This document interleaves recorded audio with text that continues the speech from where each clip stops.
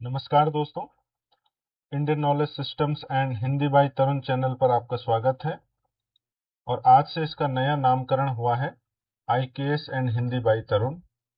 तो साथियों, आप सभी जानते हैं हम विस्तृत क्लासेस की एक सीरीज चला रहे हैं UGC net Indian knowledge system के लिए।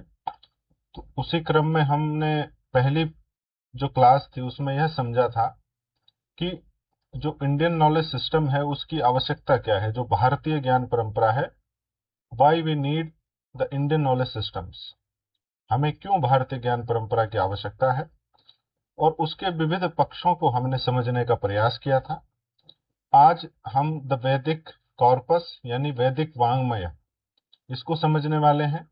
ये भी आपकी पहली यूनिट से ही जुड़ा हुआ भाग है और इसमें हम जानेंगे विशेष रूप से कि जो वेद हैं वो क्या हैं, कौन कौन से वेद हैं और उनका महत्व क्या है, उनकी विषय वस्तु क्या है और भारतीय ज्ञान परंपरा में उनका क्या अवदान है।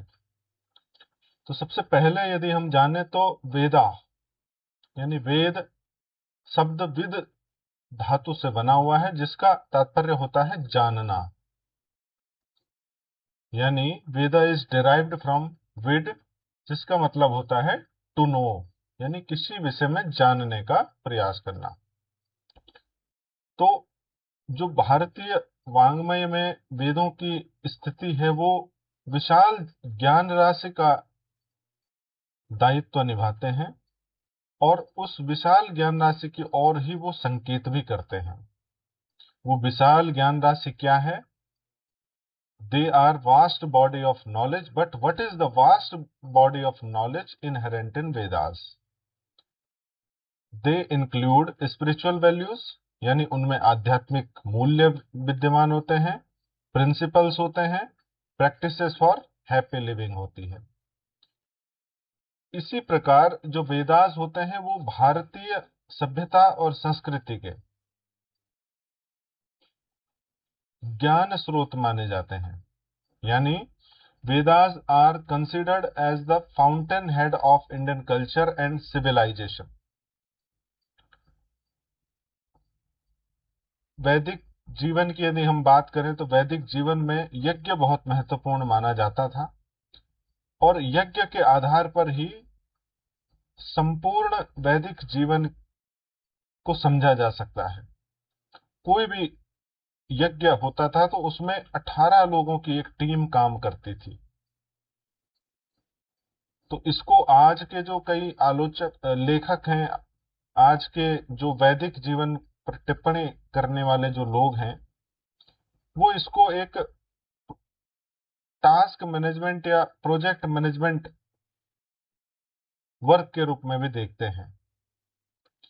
तो ये जो चैप्टर है द वैदिक कॉर्पस, ये सिर्फ 4 वेदों का नाम हमें नहीं बताने वाला है, बल्कि जो पूरा वैदिक वांग्मय है उसकी संरचना को, उसके स्ट्रक्चर को समझाएगा कि उसमें कौन कौन से वेद हैं। 4 वेद हैं, उनके विभाग क्या हैं, उनमें यज्ञ की भूमिका क्या है, मौखिक परंपरा की स्थिति क्या है, वेदांग और वैदिक जीवन की विशेषताएं क्या है।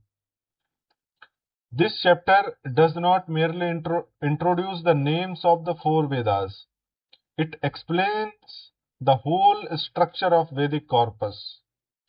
That is, 4 Vedas, their divisions, the role of Yajna, the oral tradition, the Vedangas, and the distinct, distinctive feature of Vedic life.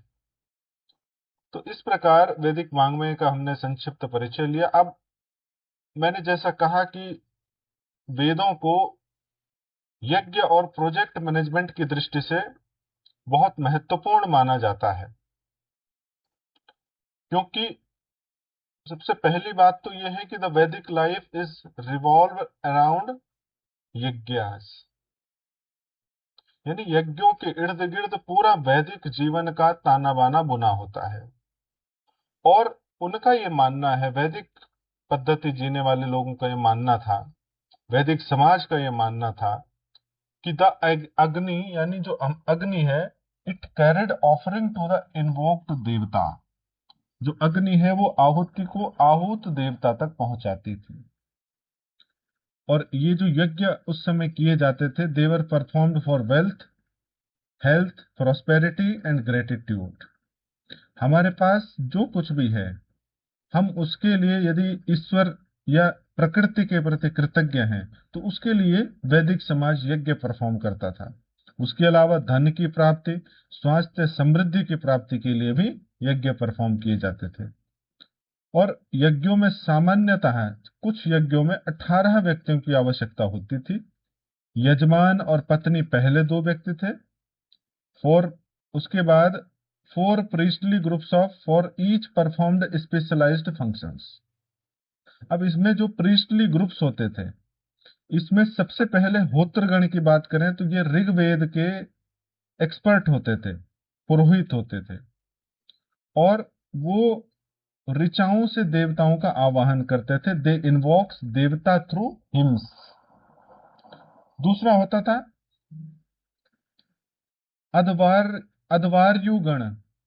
ये यजुर्वेद के विशेषज्ञ होते थे। And they performs rituals and offerings, यानी वो अनुष्ठान और आहुति परफॉर्म करते थे। इसके बाद उद्गात्रिगण, ये सामवेद के विशेषज्ञ होते थे और ये मंत्रों का गायन करते थे। दे सिंग्स मंत्रास ऑफ वेदास। इसके बाद ब्रह्मगण होते थे, ये अथर्ववेद के विशेषज्ञ होते थे और ये पूरा सुपरवाइज और करेक्ट करते थे जो भी उसमें डेविएशंस आते हैं। पूरे यज्ञ के निरीक्षण करते थे, उसमें जो भी डेविएशंस आ रहे थे उनको करेक्ट करते हैं, उसमें त्रुटियों को सुधार करते हैं।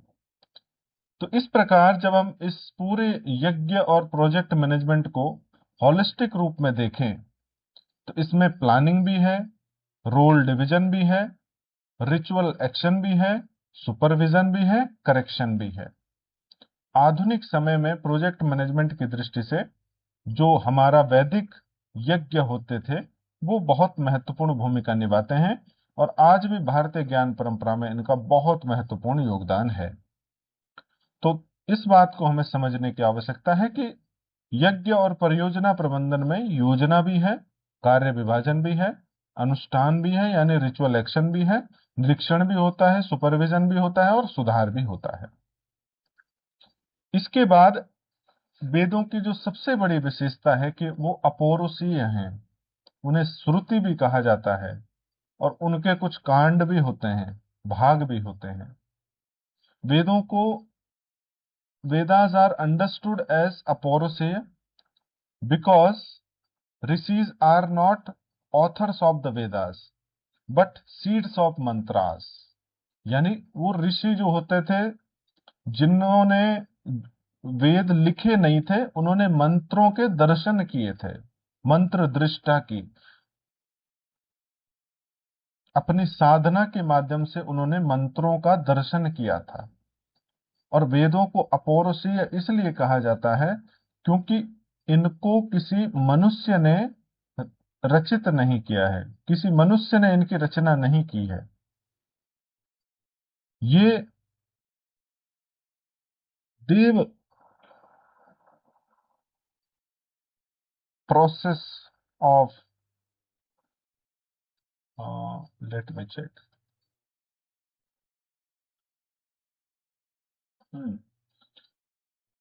तो ये जो वेद हैं ये मौखिक परंपरा में संरक्षित रहे, इसलिए इन्हें श्रुति भी कहा जाता है। ओरल ट्रेडिशन के माध्यम से ये प्रिजर्व रहे, इसलिए इनको श्रुति कहा गया। और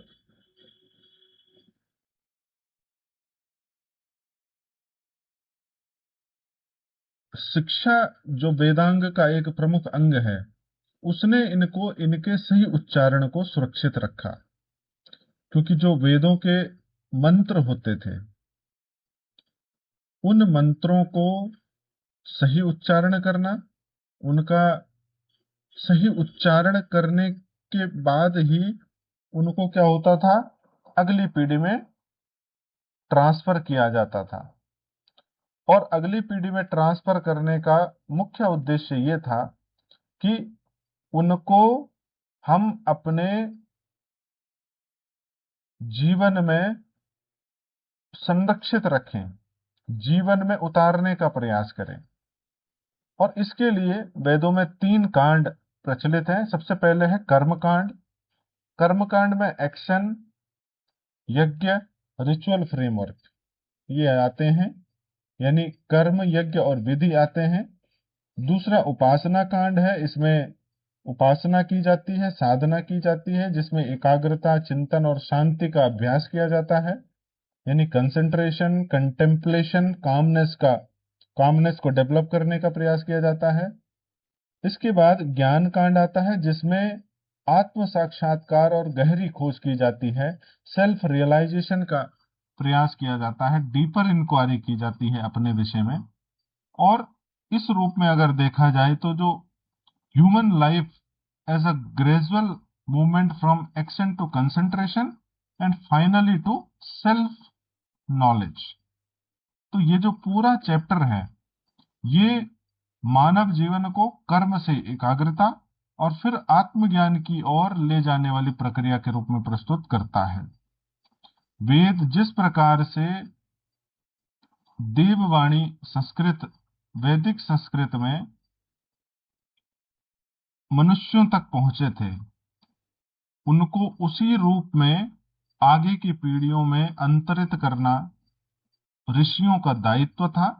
इसलिए ऋषियों ने उनको लिखा नहीं, उनके हर एक मंत्र का अपनी एकाग्रता से, चिंतन से, शांति से, आत्म साक्षात्कार से, डीपर इंक्वायरी से, कर्म, यज्ञ और विधियों से साक्षात्कार किया। और फिर उन्होंने इसके माध्यम से दिखाया कि वेद किस प्रकार मानव जीवन को कर्म से एकाग्रता और फिर आत्मज्ञान की ओर ले जाने वाली प्रक्रिया के रूप में प्रस्तुत करते हैं। जो 4 वेद हैं, और इनके विषय में कहा जाता है कि ये महर्षि वेद व्यास जी ने, पहले एक ही वेद हुआ करता था ऋग्वेद, और महर्षि वेद व्यास जी ने फिर उसको संकलित करके 4 वेदों में उसको बांटा था। और प्रारंभ में तो 3 वेदों के विषय में कहा जाता था, जिन्हें त्रैविद्या कहा जाता था, यानी ऋग्वेद जिसमें स्तुति होती थी, यजुस जिसमें यज्ञीय सूत्र होते थे, और शाम यानी गाया गया ऋग, यानी कुछ ऐसी ऋचाएं थी जो संगीत गायन के रूप में प्रयोग होती थी, वो फिर सामवेद बने। कुछ में यज्ञीय सूत्रों का वर्णन था, वो यजुर्वेद बना। और कुछ में स्तुति होती थी, हिम होता था, उनमें उनको हम कहते हैं ऋग्वेद। बाद में Atharvaveda was recognised later as the 4th Veda, तो बाद में अथर्ववेद को जोड़ा गया। और जो व्यास मुनि हैं, उन्होंने वैदिक वांग्मय को 4 विभागों में व्यवस्थित किया और चारों का दायित्व अपने 4 शिष्यों को दिया। जैसे पेले ये ऋग्वेद, इनको ऋग्वेद की जिम्मेदारी दी गई। वैशंपायन को यजुर्वेद की जिम्मेदारी दी गई, जैमिनी को सामवेद की, और सुमंतो को अथर्ववेद की। तो इस तरीके से यदि देखें तो ऋग स्तुति, यजुर यज्ञ, साम गायन और अथर्व व्यावहारिक जीवन, इस तरह से चारों वेदों का कॉम्बिनेशन मानव जीवन में दिखाई देता है। अब हम थोड़ा सा इनके बारे में विस्तार से देखेंगे कि इनके क्या क्या संरचना है वेदों की। सबसे पहले ऋग्वेद की बात करें तो ऋग्वेद भारत का सबसे प्राचीन ग्रंथ है। It is the earliest sacred book of India. It is the oldest and largest among the 4 Vedas. ये चारों वेदों में सबसे प्राचीन है, सबसे बड़ा है। इसके जो पुरोहित होते हैं वो होत्री होते हैं।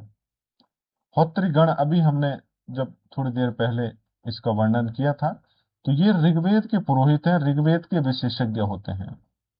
इसमें स्तुति है, काव्य है, दार्शनिक जिज्ञासा है, यानी इसमें हिम्स है, पोएट्री है, फिलोसॉफिकल इंक्वायरी है। और इसके अलावा it explores themes like creation and the universe. सृष्टि और ब्रह्मांड के विषयों को उठाता अगर कोई वेद है तो वो ऋग्वेद है। इसके जो प्रमुख सूक्त हैं वो है नासदीय सूक्त, हिरण्यगर्भ सूक्त, पुरुष सूक्त। और ऋग्वेद का जो स्ट्रक्चर है, जो इसकी संरचना है, उसमें 10 मंडलाज हैं, 10 मंडल हैं, 85 अनुवाक्स हैं। अनुवाक्स का मतलब जब रिपीट करना है ना, क्योंकि ये मौखिक परंपरा पर आधारित है।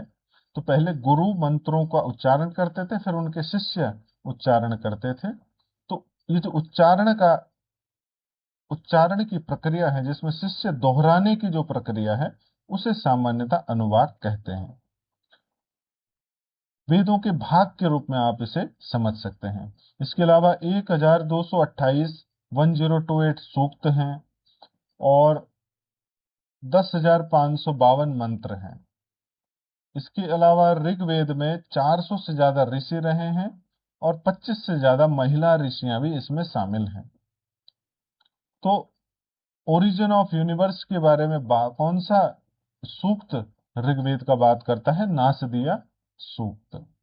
और भी कई तथ्य, चाहे ऋग्वेद के जो पुरोहित हैं वो कौन होता है, होत्री गण होते हैं, तो इसको भी आपको ध्यान में रखना है। इस तरह के प्रश्न यूजीसी नेट परीक्षा में पूछे जाते हैं। अब हम यजुर्वेद की बात करें तो ये it mainly focuses on conducting sacrifices, यानी ये यज्ञ संपादन से संबंधित है। और it is derived from root yaj, यज धातु से संबंध है। मंत्राज आर कॉल्ड यजुस, मंत्र यजुस कहलाते हैं। मोस्टली ये गद्य होते हैं, they are mostly prose with some metrical portions, कुछ छंदोबद्ध भी होते हैं। इनके पुरोहित अध्वर्यु होते हैं। ब्रांचेस अगर देखा जाए तो एक कृष्ण और शुक्ल यजुर्वेद है। और अदर टॉपिक्स जो यजुर्वेद के हैं उनमें ह्यूमन एनाटॉमी है, metals, constellations, seasons, numbers, geometry, grains and yogic insights हैं। यानी मानव शरीर रचना है, धातु है, नक्षत्र है, ऋतु है, संख्या है, ज्यामिति है, अन्न और योग है। इसके बाद सामवेद की अगर हम बात करें तो they are related to singing of Rigvedic mantras, यानी ऋग्वेदिक मंत्रों के गायन से ये संबंधित है। अब म्यूजिकल ऋग्वेदिक मंत्र इज कॉल्ड सामा, यानी संगीतबद्ध ऋग्वेदिक मंत्र शाम कहलाता है। और इसके जो प्रीस्ट या पुरोहित होते हैं उन्हें उद्गात्री कहा जाता है। इनकी कुछ ब्रांचेस हैं, जैसे कोथुम, राणा यनीय, जैमिनीय। तो ये सभी तथ्य आपको ध्यान रखने हैं। दो भागों में सामवेद को विभाजित किया जाता है, पूर्वारिचिकम और उत्तरारिचिकम। इसके अलावा 1875 इसमें मंत्र हैं और सिर्फ 75 नए मंत्र हैं, बाकी सब ऋग्वेद से ही लिए गए हैं। तो 1800 जो मंत्र हैं वो ऋग्वेद से हैं, 75 इसके अपने नए मंत्र हैं। इसके बाद अथर्ववेद की बात करेंगे। अथर्ववेद एक मल्टी फेसेटेड करेक्टर है, इसके पास बहुआयामी स्वरूप है। और it is seen as later addition to the original 3 Vedas, यानी सबसे अंत में लिखा गया, इसलिए तीनों वेदों में बाद की वृद्धि से माना गया है। इसके पृष्ठ को ब्राह्मण या ब्रह्म कहा जाता है। और ब्रह्म क्या करता था? पूरे यज्ञ क्या सुपरवाइज करता है, कोऑर्डिनेट करता है और डेविएशंस को करेक्ट करता है, यानी निरीक्षण, समन्वय और त्रुटि सुधार। तो this role is like quality control and compliance. तो ये जो भूमिका है ब्रह्म की, यानी अथर्ववेद के पुरोहित की पूरे यज्ञ की प्रक्रिया के दौरान यह भूमिका गुणवत्ता नियंत्रण जैसी है और वो सुधार करते हैं। इसका जो स्ट्रक्चर अगर देखें तो इसमें 20 कांड हैं, 736 सूक्त हैं, 6077 मंत्र हैं। और इसके अलावा इसकी जो शाखाएं हैं वो है पेप्पलाद और सौनकीय, यानी जो ब्रांचेज इसकी हैं वो पेप्पलाद और सौनकीय हैं। इसकी जो थीम्स हैं उनमें रोग यानी डिसीजेस, क्योर यानी उपचार, लॉन्ग लाइफ यानी दीर्घायु, डिजायर फुलफिलमेंट यानी इच्छा पूर्ति, बिल्डिंग कंस्ट्रक्शन यानी भवन निर्माण, ट्रेड यानी व्यापार, स्टेट क्राफ्ट राज्य कौशल, इसके अलावा पेनेसिस प्रायश्चित, और प्रोपिटिएटरी राइट्स यानी देव प्रसादन, उससे जुड़े हुए जो विषय हैं वो सभी अथर्ववेद में आते हैं।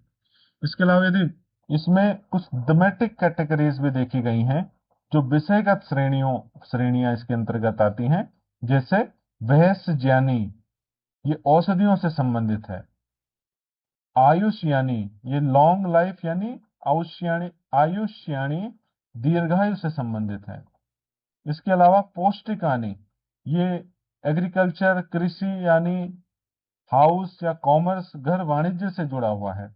इसके अलावा प्रायश्चितानी अशुभ निवारण के लिए, द रिमूवल ऑफ इनऑस्पियसनेस, उसके लिए प्रायश्चितानी कैटेगरी बनी हुई है। इसके अलावा स्त्री कर्माणी स्त्री जीवन से जुड़ा हुआ वुमेन्स लाइफ। इसके अलावा राजकर्माणी राजनीतिक विचारों का इसमें वर्णन है।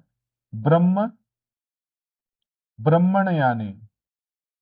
यानी दर्शन यानी जो फिलोसफिकल स्पेक्युलेशंस हैं वो इससे जुड़ा हुआ है। तो आप अगर इसकी थीमेटिक कैटेगरीज के हिसाब से अथर्ववेद के बहुआयामी डायमेंशंस या उन विषयों को जिनको वो कवर करता है उनकी ओर इशारा करेंगे, तो इसमें मेडिकल साइंस भी है, एग्रीकल्चर भी है, कॉमर्स भी है, अशुभ निवारण भी है, स्त्री का जीवन भी है यानी सोसाइटी भी है, पॉलिटिकल आइडियाज की भी बात है, फिलोसफिकल स्पेक्युलेशन की भी बात की गई है।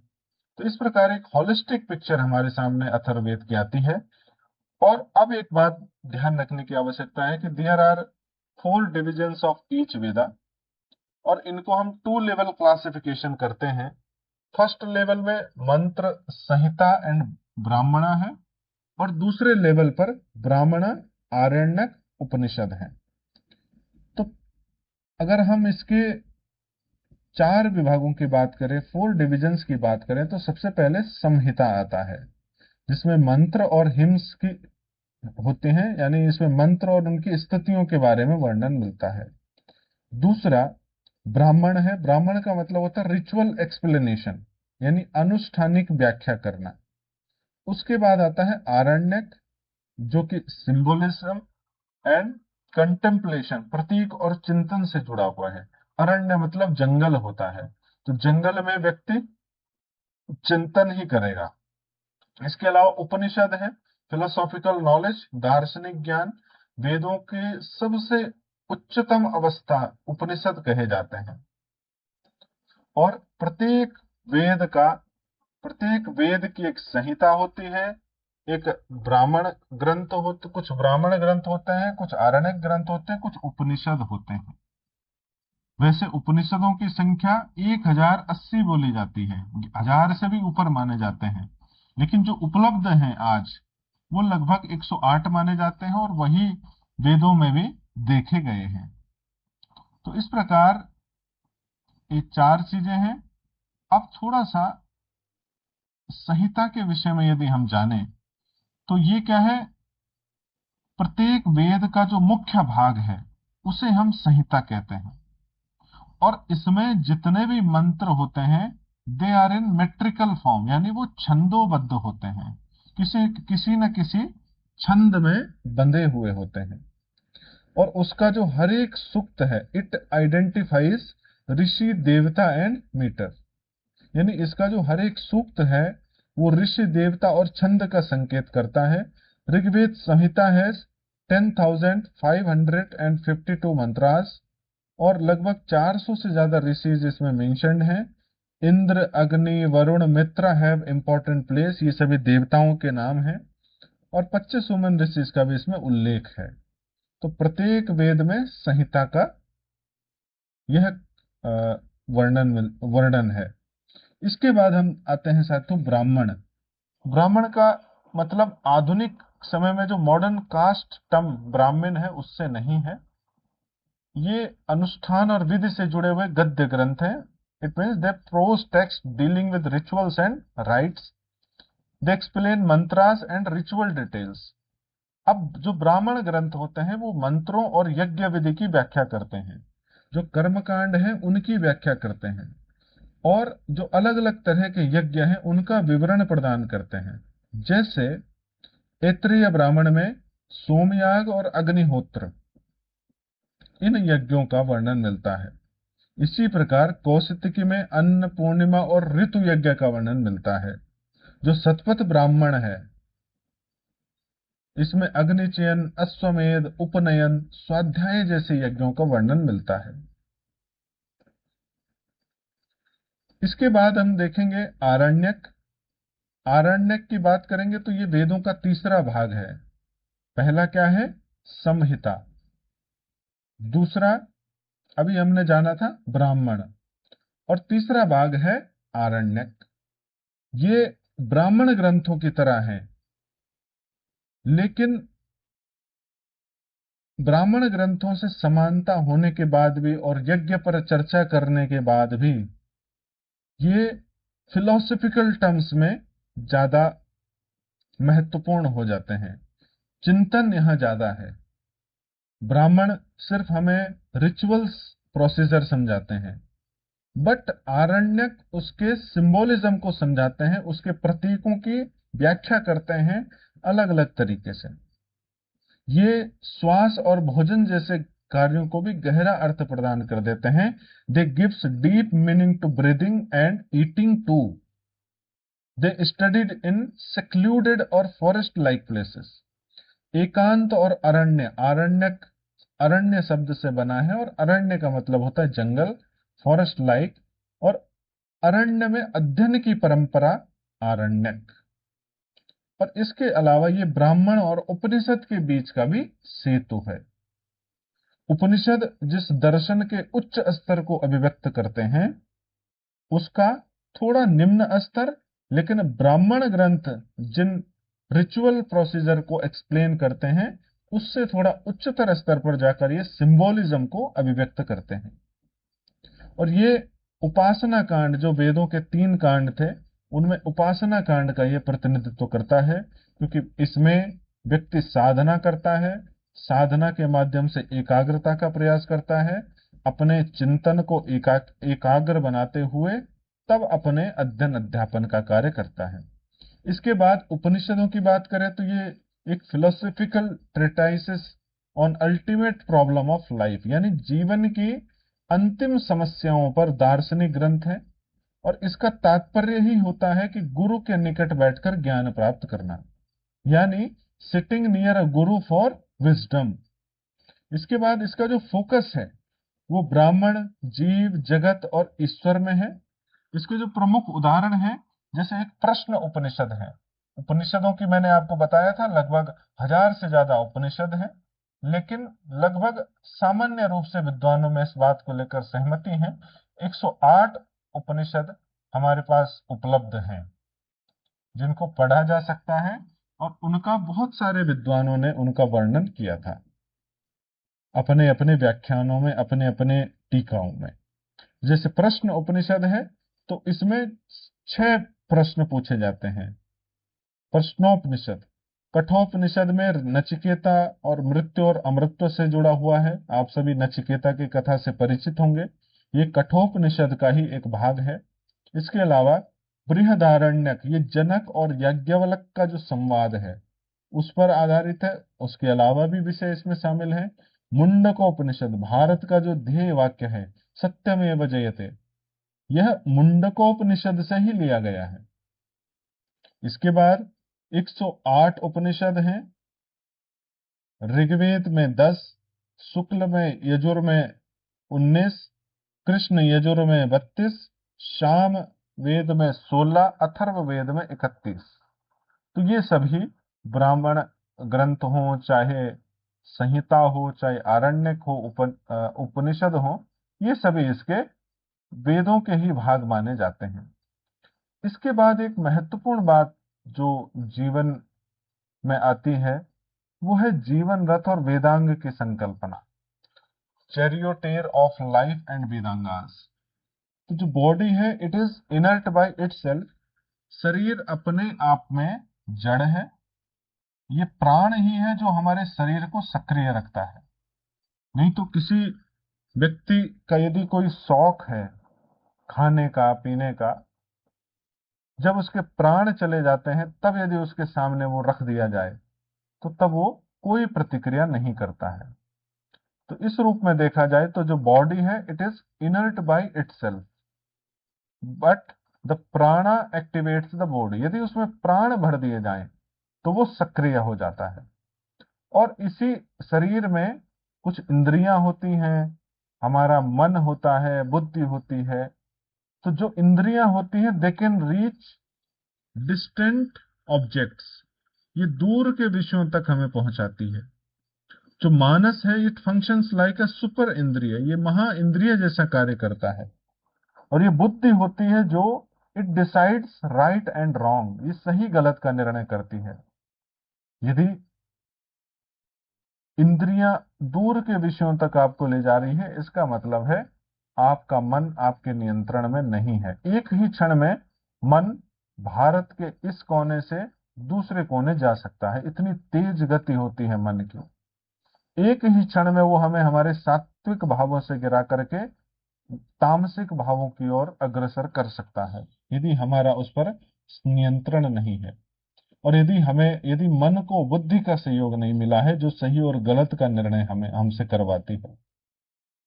इसके बाद कठोपनिषद में तो एक बात कही गई है, बुद्धिम तु सारथिम विदति, यानी बुद्धि ही क्या है, हमारे मन की सारथी है।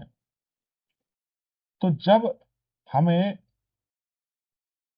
अपने वेदों की और वेदों से जुड़ी हुई जो टीचिंग्स हैं उनको समझने की आवश्यकता हुई, तो तब हमें वेदांगों की आवश्यकता पड़ी। क्योंकि समय के साथ बोलचाल की भाषा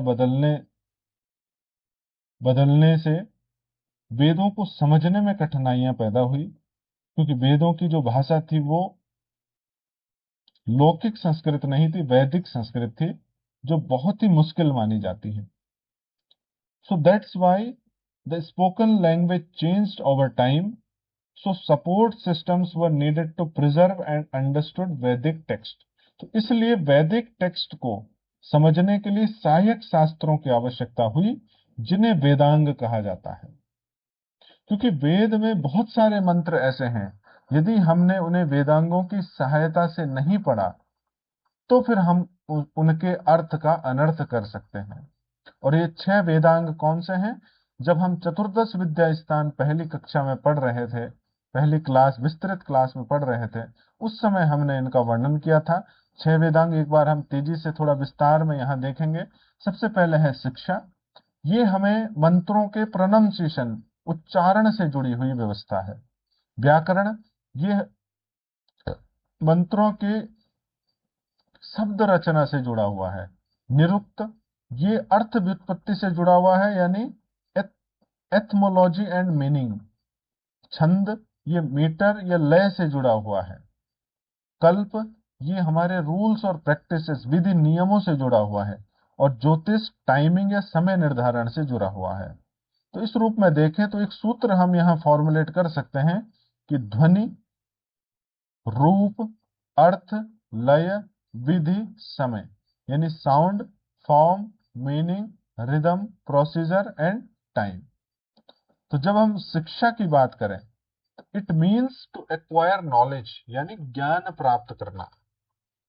ये जो 6 वेदांग हैं इनको हम विस्तार से देखेंगे। तो इसमें जो पहला है शिक्षा, it means to acquire knowledge.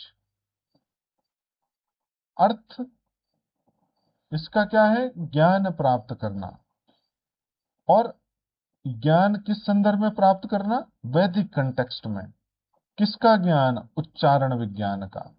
In Vedic context the science of pronunciation is called shiksha and it deals with the varna, sound and articulation. ये जब भी हम उच्चारण विज्ञान की बात करेंगे तो ये वर्ण, ध्वनि और उच्चारण स्थान से संबंधित होगा। इट हेल्प्स प्रिजर्व वैदिक टेक्स्ट फ्रॉम करप्शन। वैदिक पाठ को विकृत होने से बचाना, ये किसके माध्यम से हो पाया? शिक्षा के माध्यम से। क्योंकि हमने वर्ण, ध्वनि और उच्चारण स्थान का समुचित उपयोग किया, किसकी बदौलत? शिक्षा वेदांग की बदौलत। और इसमें पाणिनीय शिक्षा प्रमुख ग्रंथ है जिसका अवलोकन किया जा सकता है। इसके बाद जो दूसरा है व्याकरण, ये फाउंडेशन ऑफ लैंग्वेज है, भाषा का आधार है और नीडेड टू अंडरस्टैंड वैदिक टेक्स्ट, वेदों को समझने के लिए बहुत आवश्यक है। पाणिनि स्ट्रक्चर्ड संस्कृत ग्रामर, पाणिनि ने संस्कृत ग्रामर को व्यवस्थित किया। इसके बाद Ashtadhyayi become famous for brevity, Ashtadhyayi अपनी संक्षिप्तता के लिए बहुत प्रसिद्ध है। इन्होंने महाभाष्य लिखा पतंजलि ने। और जो व्याकरण है उसका मतलब क्या होता है? विभाजित करना, अलग करना, विश्लेषण करना और साथ ही साथ स्वरों के नियम भी देना। तो व्याकरण का प्रमुख उद्देश्य क्या था? ये वेदों को समझने के लिए आवश्यक है। कैसे? क्योंकि ये व्याकरण है तो भाषा का प्रमुख आधार है और व्याकरण क्या करता है? विभाजित करता है। और क्योंकि हम ओरल ट्रेडिशंस की बात करते हैं, when we talk about oral traditions and guru shishya lineage from one generation to another generation, so that's why we have to understand व्याकरण। तो व्याकरण क्या करता है? It means divide, separate and analyse. ये क्या करता है? जो भी मंत्र आते हैं उनको डिवाइड किया, फिर उनको सेपरेट किया और फिर उनका एनालिसिस किया और फिर उसके माध्यम से कुछ नियम है और उनके आधार पर उसकी व्याख्या करता है। अब एक निरुक्त छंद है, एथमोलॉजी, एक्सट्रैक्टिंग मीनिंग ऑफ वर्ड्स, यानी व्युत्पत्ति से जुड़ा हुआ है। जो भी शब्द प्रयोग किया जा रहा है वेद की ऋचाओं में, उन शब्दों का अर्थ निकालना। और यास्क ने निरुक्त नामक एक ग्रंथ लिखा जिसमें इसका वर्णन है। और साथ ही जो निरुक्त ग्रंथ यास्क के द्वारा लिखा गया है, ये निघंटु पर भाष्य है, यानी it is a commentary on Nighantu. और निघंटु में 1770 वर्ड्स हैं, 1770 वर्ड्स। और इसको 3 भागों में बांटा गया है, निघंटुक, निगम, देवत। जो मेन मुख्य अंतर है, तो निरुक्त क्या करता है? जो भी शब्द वेदों में उपयोग किए गए हैं उन वेदों के शब्दों का सही अर्थ बताता है ताकि हम उस वैदिक मंत्र का सही अर्थ प्राप्त कर सकें। तो व्याकरण शब्द का सही रूप हमें बताता है, जबकि निरुक्त हमें कंटेक्चुअल मीनिंग बताता है। एक उदाहरण के माध्यम से मैं व्याकरण और निरुक्त के बीच का डिफरेंस आप लोगों को समझाना चाहूंगा। एक शब्द प्रयोग किया जाता है गो, गो के विषय में। तो गो, गो मीन्स होता है काउ, अर्थ, मूविंग ऑब्जेक्ट और सन डिपेंडिंग ऑन कंटेक्स्ट, है ना। गाय भी हो सकता है, पृथ्वी भी हो सकता है, गतिशील वस्तु या सूर्य हो सकता है। लेकिन व्याकरण हमें इस शब्द का सही रूप बताएगा, क्या इसका सही रूप है। लेकिन जो निरुक्त है वो हमें इसका कंटेक्चुअल मीनिंग बताएगा। गो किसके संदर्भ में प्रयोग किया, कब, किसके संदर्भ में प्रयोग में लाया जा रहा है? क्या वो गाय के संदर्भ में प्रयोग में लाया जा रहा है या पृथ्वी या गतिशील वस्तु या सूर्य के संदर्भ में? तो इसके बाद छंद और कल्प की बात आती है। छंद और कल्प की अगर बात करें तो छंद मौखिक परंपरा में लय बहुत मुख्य है। Rhythm is key to oral tradition and the Vedic Samhita is mostly metrical, ये छंदोबद्ध है ज्यादातर। और छंद मैटर ऑफ पोएटिक कंपोजिशन है। इसके अलावा जो इंपॉर्टेंट वर्क है इसका पिंगलास का छंद शास्त्र है। और 3 लेवल ऑफ स्ट्रक्चर इसमें दिखाई देता है, अक्षर, पाद और छंद। तो जब हम एक गायत्री छंद की बात करेंगे तो गायत्री छंद में 3 पाद हैं, प्रत्येक में 8 अक्षर हैं और कुल 24 इसमें पाए जाते हैं, अक्षर शब्द पाए जाते हैं। इसके अलावा अनुष्टुप सॉरी उष्णीय छंद में 28 हैं, अनुष्टुप में 32 हैं। इसके अलावा बृहति में 36 हैं, पंक्ति में 40 हैं। तो ये छंद भी अगर आपको याद होंगे, कई बार ये बहुत विस्तार से पूछेंगे त्रिष्टुप छंद में कितने अक्षर हैं, कितनी मात्राएं हैं, ये सब पूछते हैं। और ये 44 होती हैं, जगती में 48 होती हैं। एक अक्षर जुड़ने या हटने से पूरी लय बिगड़ सकती है, इस बात का इसमें ध्यान रखा जाता है। इसलिए जब छंद का ज्ञान एक पीढ़ी से दूसरी पीढ़ी में वैदिक समाज में दिया जाता था, तो उसके माध्यम से पाठ संरक्षण में सहायता मिलती थी। इसके बाद यदि कल्प की बात करें तो ऑपरेशनल गाइड, यूजर मैनुअल, क्रियात्मक मार्गदर्शिका इसे कहा जाता है, और व्यक्तिगत, पारिवारिक और सामाजिक जीवन से संबंधित है। It means it covers personal, family and social dimensions. There are 4 parts of Kalpa: स्रोत, सुलभ, ग्रय, धर्म। तो इनको थोड़ा सा हम देखेंगे विस्तार से और उसके बाद आगे बढ़ेंगे। कल्प, सुलभ, ज्योतिष की अगर बात करें तो सबसे पहले स्रोत सूत्र की बात करें तो दे आर गाइड फॉर वैदिक रिचुअल्स। ये वैदिक अनुष्ठानों की मार्गदर्शिका है। सूक्ष्म क्रियात्मक निर्देश देते हैं, जैसे it gives detailed operational instructions. इसमें भूमिकाएं, किसकी क्या भूमिका है, कहाँ होनी चाहिए, क्रम क्या होना चाहिए, आहुतियां और संसाधन ये बताता है। देर आर 3 स्रोत फायर्स, 3 स्रोत अग्नियां हैं। एक है गार्हपत्य, ये गोल होती है, पश्चिम दिशा की ओर होती है। आहवनीय, ये वर्गाकार यानी स्क्वायर होती है, ईस्ट की ओर होती है। दक्षिणाग्नि, ये सेमी सर्कुलर होती है यानी अर्धवृत्ताकार होती है और साउथ में होती है। तो इनका क्षेत्रफल समान होना चाहिए। ये, और इसमें गणित का बहुत उपयोग किया जाता है, क्योंकि आप जानेंगे कि गोला हो, चाहे वर्ग हो, चाहे अर्धवृत्ताकार हो, ये सब गणित की शब्दावलियां हैं। इसके बाद सुलभ सूत्र। सुलभ का मतलब ही होता है थ्रेड यानी डोरी, और इसका उपयोग किया जाता है यज्ञ स्थल में मापन में। It is used for measuring sacrificial space, और इसमें वेदी चित्ती मंडप से ये जुड़ा हुआ है। It includes squares, rectangles, circles and equal area constructions. इसमें वर्ग, आयत, वृत्त और समान क्षेत्रफल का निर्माण किया जाता है। इसके अलावा गृह सूत्र, इसके अलावा डोमेस्टिक सेरेमोनीज, घरेलू संस्कारों की बात की जाती है। संध्या वंदनम, 16 संस्कार, गर्भाधान टू अंत्येष्टि, ये सभी का इसमें वर्णन मिलता है। धर्म सूत्र की बात करें तो इसमें सोशल ड्यूटीज एंड कंडक्ट की बात है, सामाजिक कर्तव्य और आचरण की बात है। Occupations, life stages, dietary rules, punishments, government taxation, administration, army इत्यादि इत्यादि, ये सब बातें इसमें आती हैं। इसके बाद ज्योतिष की बात करें तो it is a knowledge of movement of stars and planetary bodies, तारों और ग्रह पिंडों की गति का ज्ञान करते हैं। जो हमने 10 क्लासेस ली थी सुपर फास्ट, उसमें यूजीसी नेट के इकाई 3 ज्योतिष शास्त्र है, इसको हम आगे विस्तार से पढ़ेंगे। लेकिन जो लगध हैं उन्होंने वेदांग ज्योतिष की रचना की। वेदांग ज्योतिष, लौकिक ज्योतिष, इस तरह के कुछ प्रकार हैं। 36 वर्सेज हैं। ऋग्वेदीय पाठ 36 श्लोक हैं। इसके अलावा यजुर्वेदी पाठ में 43 श्लोक हैं। इसका जो क्लासिफिकेशन है, हाँ, ये आ गया सिद्धांत, संहिता और होरा। तो सिद्धांत के 2 भाग है गणित गोल, संहिता के 2 भाग है निमित्त मुहूर्त, और होरा के 2 भाग है जातक और प्रश्न। तो इस प्रकार एक अंतिम आपके पास जो 2 बातें बची हैं वो है पंच महायज्ञ और वैदिक जीवन।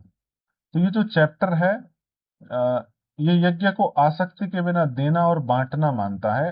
इट मीन्स यज्ञ एज अ गिविंग और शेयरिंग विदाउट अटैचमेंट, यानी बिना अटैचमेंट के यदि आप आदान प्रदान कर पा रहे हो, चाहे वो थॉट्स का हो, चाहे अपनी संपत्ति का हो, या फिर किसी अन्य चीज का हो, तो वहीं पर यज्ञ सफल माना जाता है। कुछ प्रकार है पंच में, यानी 5 प्रकार के यज्ञों की बात इसमें है वैदिक जीवन में। सबसे पहले भूत यज्ञ, इसमें पशु पक्षी, कीड़े मकोड़े और प्राणियों की देखभाल, उनकी सुख समृद्धि की कामना की जाती है। It is care for created beings such as birds, animals, worms and insects. इसके अलावा मनुष्य यज्ञ, it helping destitute, orphans, guests, poor, needy, जो भी निराश्रित है, अनाथ है, अतिथि है, गरीब और जरूरतमंद है, उसकी सहायता। इसके अलावा पितृ यज्ञ, respect and gratitude towards ancestors, पूर्वजों के प्रति सम्मान और कृतज्ञता की बात है। इसके अलावा जो देव यज्ञ है, इसमें thankfulness of rain and boundaries bounties of nature, वर्षा और प्रकृति के संपदाओं के प्रति कृतज्ञता व्यक्त की जाती है। और पंच महाभूत पृथ्वी, जलवायु, आकाश, अग्नि की बात इसमें शामिल है, जो ये देव यज्ञ में ही शामिल होती हैं। इसके अलावा जो ब्रह्म यज्ञ है अंतिम, इसमें recitation, study and teaching of वैदिक नॉलेज की बात है। वैदिक ज्ञान का पाठ किया जाता है, अध्ययन किया जाता है, शिक्षण किया जाता है। तो जो वैदिक जीवन है उसकी अब कुछ विशेषताएं अगर हम देखें तो it is zestful and exuberant life. बहुत ही उत्साहपूर्ण, उल्लासमय जीवन था। उसमें मटेरियल एंड स्पिरिचुअल प्रायोरिटीज का बहुत अच्छा बैलेंस था। भौतिक और आध्यात्मिक प्राथमिकताओं का अच्छा संतुलन था। पारस्परिक निर्भरता पर आधारित सतत जीवन था। Means it is the sustainable living based on mutual dependence. एक दूसरे पर निर्भर थे और उस रूप में एक सतत जीवन जी रहे थे जो प्रकृति पर आधारित था, प्रकृति की सुरक्षा और प्रकृति से सुरक्षा प्राप्त करने पर आधारित था। Agni and yajna as central to daily life. अग्नि और यज्ञ उनकी केंद्रीयता का बहुत महत्वपूर्ण हिस्सा था। एंड लाइफ गाइडेड बाय ऋता, सत्य एंड धर्म। ऋत, सत्य और धर्म द्वारा जीवन चलता था। इसके बाद इसका जो अंतिम सूत्र अगर हम देखें तो इसमें ज्ञान, उत्तरदायित्व, संतुलन, सततता और ब्रह्मांडीय व्यवस्था का एक सुंदर वितान उपस्थित होता है वैदिक जीवन में। तो अब साथियों एमसीक्यू करने का वक्त है। बहुत तेजी से हम देखेंगे। पहला प्रश्न आप देख सकते हैं इसमें कि Veda is generally derived from which Sanskrit root. आप देखते हैं इसका वर्णन मैंने इसमें किया है वेद से। इसके अलावा वैदिक ऋषियों को लेखक के स्थान पर दृष्टा क्यों कहा गया? Because they discovered revealed mantras through deep contemplation. इसके बाद which pair is correctly matched, कौन सा युग्म सही है? आप देखेंगे इसमें उद्गात्री सही है, सामवेद। बाकी आप ध्यान से देंगे तो होत्र जो है वो ऋग्वेद से जुड़ा हुआ है। बाकी आप मैं पूरा ही पढ़ा चुका हूं, समय का थोड़ा अभाव है, बहुत लंबी क्लास हो रही है।